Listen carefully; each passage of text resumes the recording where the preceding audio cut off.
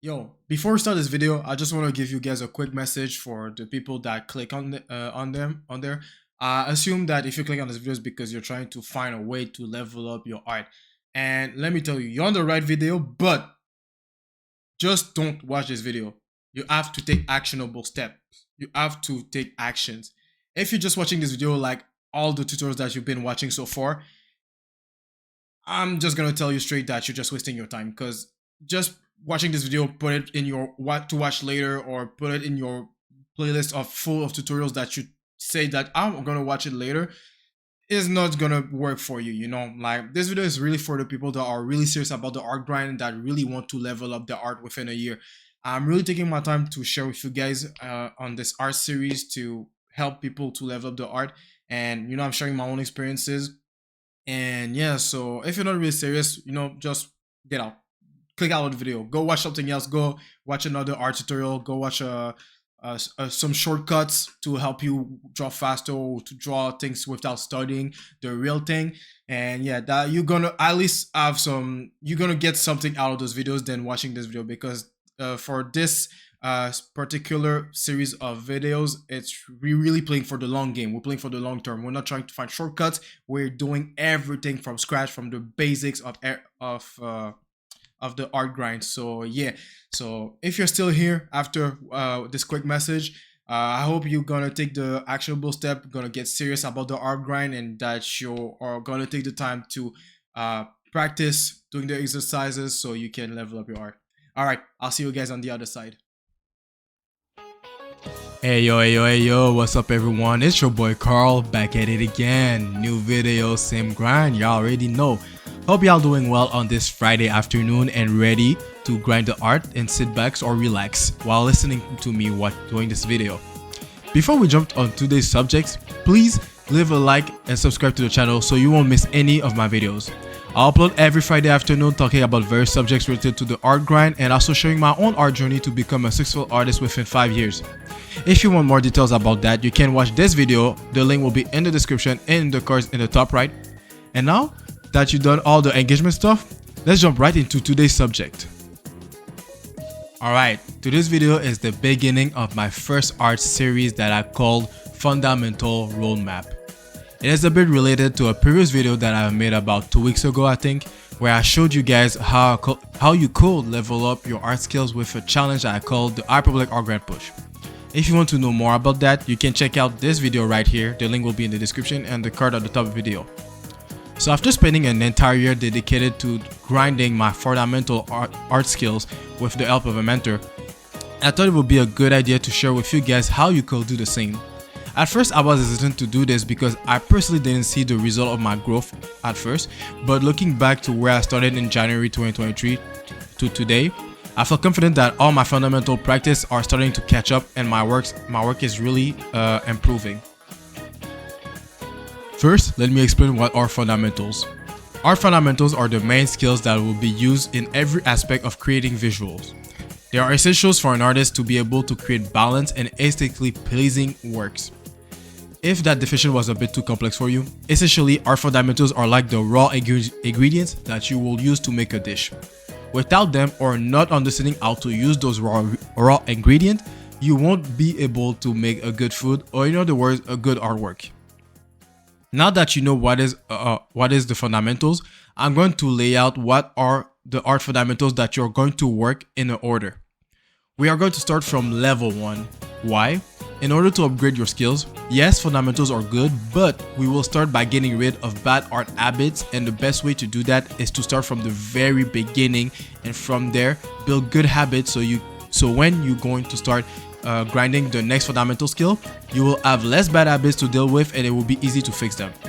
Also, I advise that you take a minimum of 1 month to practice each fundamental skills.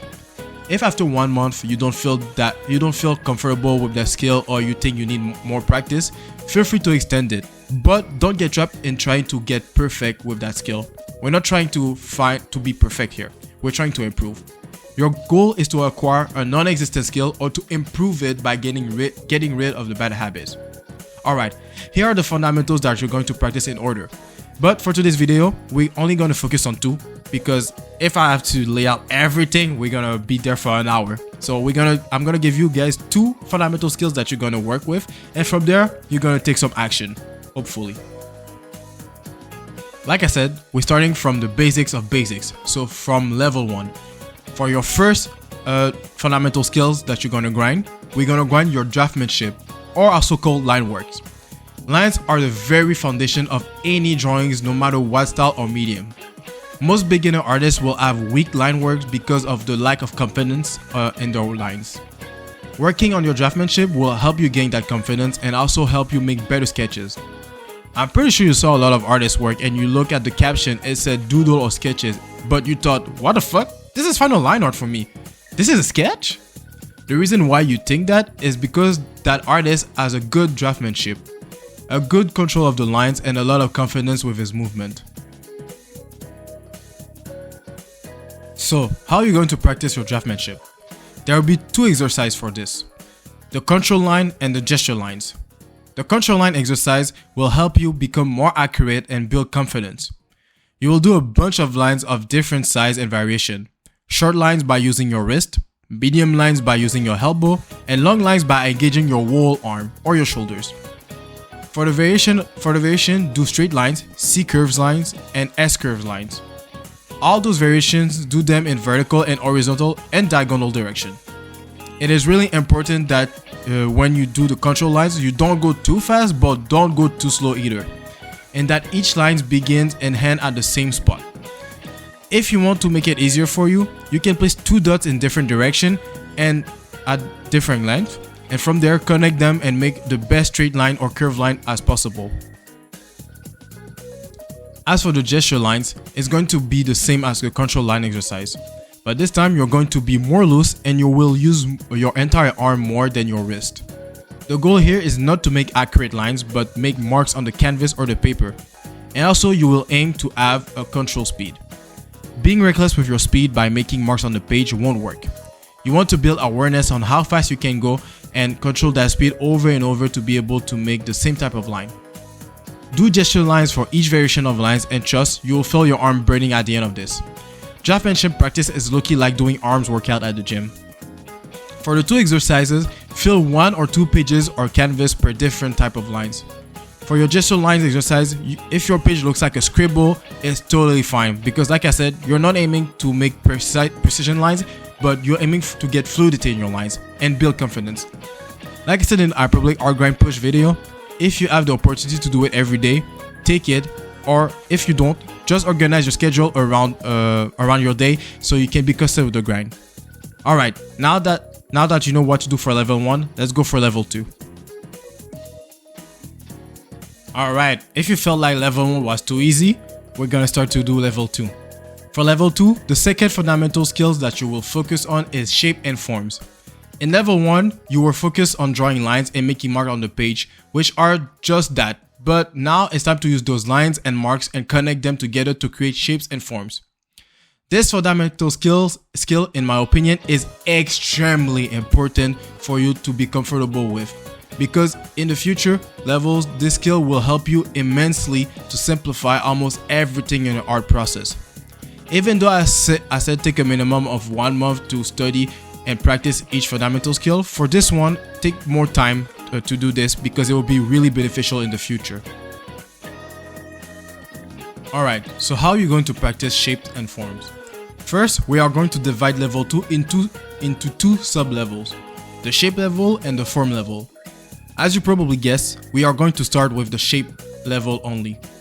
The reason why you focus on shapes at first is because we are still practicing being comfortable drawing in 2D with good line works before starting to create illusion of 3D on a flat surface, which is another skill on its own. On a canvas or sheet of paper, fill it with one shape only. Similar to the line exercise, draw a full page of squares, not boxes, squares, circles, triangles. Draw different size and angles of those shapes. The goal here is for you to still work on your draftsmanship and also learn how to connect your lines together to create simple shapes. Make sure the lines of your squares and triangles are clean and straight, and that your circles or ovals are properly curved. You might think that I'm trying to make you do perfect shapes, but that's not the case. I want to make you accurate with your decisions making when you're tracing your lines, and also be aware on how you do them, because if you ignore this, later on you'll have a lot of difficulty drawing lines to create illusion of depth in the future. Once you have done drawing those sample shapes, it's time to combine them. Combine your circles, squares, and triangles to create unique shapes and silhouette. This part of the exercise will help you use your creativity more than focusing on the technical aspect of it.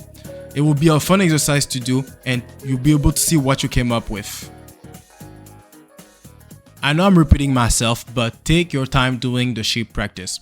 Like I said earlier, it's better if you take more than 1 month to practice this skill, because later on you will rely a lot on those shapes. Better get good at it instead of rushing the process. Once you are comfortable with shapes, it's time to bring them to a new dimension and draw them as forms. This part is where a lot of beginner artists tend to struggle with. Being able to draw with depth, create the illusion of 3D, is really hard.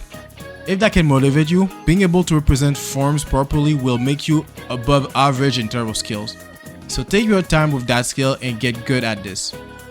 When practicing form, you will also practice perspective. The exercise itself is simple, but doing it can be hard, especially as you progress in the levels of perspective. For your first exercise, you will start drawing boxes in perspective. This is the most comfortable shape to draw with in the beginning. On a canvas or sheet of paper, draw one line in the middle of it and draw one point in the middle of that line.